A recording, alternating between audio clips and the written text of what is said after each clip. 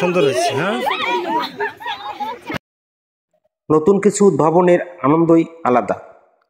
আর এই আনন্দঘন উদ্ভাবন থেকে শিক্ষার্থীরা আবিষ্কার করতে শেখে। আজ আমরা সপ্তম শ্রেণীর বিজ্ঞান বইয়ের হরেক রকম খেলনার মেলা অভিজ্ঞতা শিরোনাম থেকে আজ আমরা প্রথম খেলনা হিসেবে শিক্ষার্থীদেরকে নৌকা বানানোর কাজটি দিয়েছিলাম। শিক্ষার্থীরা নিজেদের জ্ঞান খাটিয়ে চমৎকারভাবে খেলনা নৌকা বানিয়ে পানিতে ভাসানোর চেষ্টা করছে। এই কাজে সকল শিক্ষার্থী আনন্দঘন পরিবেশের মধ্য দিয়ে নৌকা বানানোর চমৎকার চেষ্টা এবং সাফল্যতা অর্জন করেছে। প্রিয় শিক্ষার্থীরা, উদ্ভাবনী খেলনা আবিষ্কার করতে করতে এক সময় তোমরা সত্যিকারে ভালো কিছু আবিষ্কার করতে শিখবে। সকল শিক্ষার্থীদেরকে এই কাজে অংশগ্রহণের জন্য ধন্যবাদ। হ্যাঁ স্যার। তোমার তৈরি নৌকা এটা, তাই না?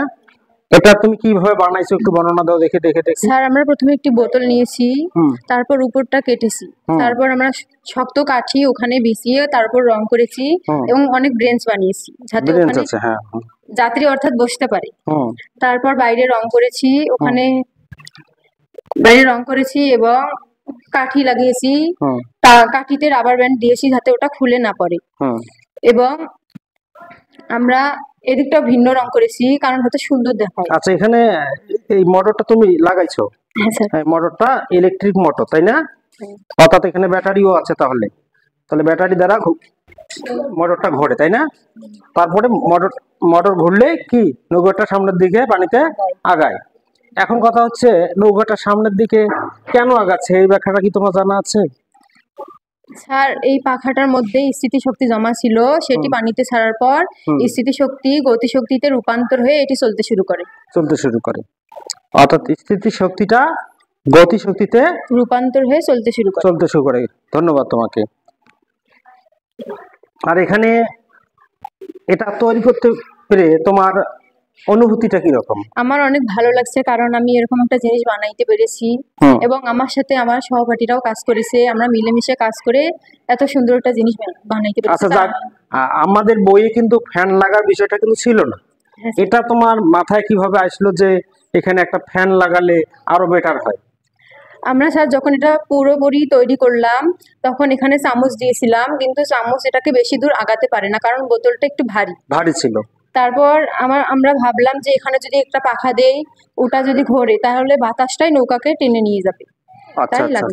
তার মানে তোমার উদ্ভাবনী যেটা ছিল যে বোতলটা অনেক ভারী ছিল এবং অনেক উপকরণ ভেতরে ছিল, আর এ কারণে সামান্য রাবারের যে গতিশক্তি, এই গতিশক্তি দিয়ে বোতলটা যাচ্ছিল না। এর ফলে তুমি কি করছো, একটা ইলেকট্রিক ফ্যানের ব্যবস্থা করছো, তাই না? আচ্ছা, ধন্যবাদ তোমাকে।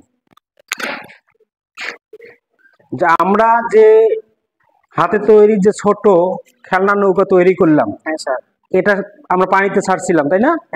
এটা দেখলাম যে পানিতে কি সামনের দিকে আগাচ্ছিল, তাই না? এই সামনের দিকে আগানোর পেছনে বৈজ্ঞানিক কি কি কারণ আছে বলতো?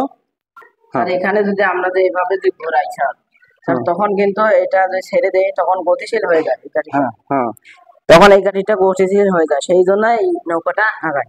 অর্থাৎ তুমি বলতে চাচ্ছ যে এখানে স্থিতি শক্তিটা গতিশক্তিতে কনভার্ট হয়? হ্যাঁ স্যার। আচ্ছা, আর এখানে আরেকটা বিষয় আছে তোমাদেরকে, ধন্যবাদ, তুমি বসো। নিউটনের যুগান্তকারী 3টা সূত্রের মধ্যে 3 নম্বর সূত্রটা ছিল যে প্রত্যেক ক্রিয়ারে একটা সমান ও বিপরীত প্রতিক্রিয়া আছে। বুঝতে পারছো কি কথাটা? আর সেটার কারণে কিন্তু আজকে এই যে নৌকাটা সামনের দিকে, তোমাদের বানানো নৌকাটা সামনের দিকে আগালো, এটা নিউটনের 3য় সূত্র থেকে এসেছে, অর্থাৎ ক্রিয়া প্রতিক্রিয়া। বুঝছো কি কথাটা? অর্থাৎ যদি আসো, তোমাদের একটা নৌকার এদিকে বল প্রয়োগ করা হয়, অর্থাৎ নৌকাটা কোনো কারণে নৌকা থেকে যদি বলটা এদিকে প্রয়োগ করা হয় তখন কিন্তু নৌকাটা সামনের দিকে যাবে। অর্থাৎ যদি এখান থেকে পেছনের দিকে বল প্রয়োগ করা হয়, সেটা পানি হোক বা বায়ু হোক, তোমার কিন্তু আয়শা সিদ্দিকা, তোমার কিন্তু ফ্যানটা কিন্তু পানিতে স্পর্শ করে নাই, তবু কিন্তু তোমার নৌকাটা কি সামনের দিকে আগাচ্ছে, অর্থাৎ এখানে বায়ুকে কি করছে, পেছনের দিকে পানি বা বায়ুকে পেছনের দিকে তারা কি করছে, বল প্রয়োগ করে। ফ্যান বা তোমাদের বানানো ফ্যানটি কি করছে, পানিকে পেছনের দিকে কি করছে, এই পানিটাকে পেছনের দিকে ঠেলছে, অর্থাৎ পেছনের দিকে বাধা প্রদান করছে। এর ফলে কি হচ্ছে, নৌকাটা কি হয়েছে, সামনের দিকে আগাচ্ছে। অর্থাৎ নিউটনের তৃতীয় সূত্রতে বলা হয়েছে ক্রিয়া সমান প্রতিক্রিয়া। অর্থাৎ তোমরা একটা জিনিস খেয়াল করে দেখো, তোমরা নৌকাতে চড়ছিলে, নৌকায় যখন আমরা বইটা দেখছো তো, বইটাটা কি আমরা যেদিকে টানি নৌকাটা তার বিপরীত দিকে যায় না, সেদিকে যায়, বিপরীত দিকে যায়। আমরা যখন বইটাটা আমরা কি করি, এইভাবে পেছনের দিকে ঠেলি, তখন নৌকাটা কি করে, সামনের দিকে যায়। আমরা যখন হাঁটি তখন কি করি, তখন কিন্তু পাটা, যে আমরা যখন হাঁটি পা কিন্তু আমার পেছনের দিকে ঠেলি, মাটিতে যখন আমার পাটা পড়ে আমরা কি করি, পেছনের দিকে ঠেলি। এর ফলে আমরা সামনের দিকে এগিয়ে যাই। এটা হচ্ছে আসল বিষয়, বুঝছো কি বিষয়টা? এটা হচ্ছে নিউটনের তৃতীয় সূত্র। আর এখান থেকে আমরা জানি যে এই যে বালু মাটিতে আমাদের হাঁটা সহজ না, আমাদের এরকম ভালো শক্ত মাটিতে হাঁটা সহজ? শক্ত মাটিতে। কেন?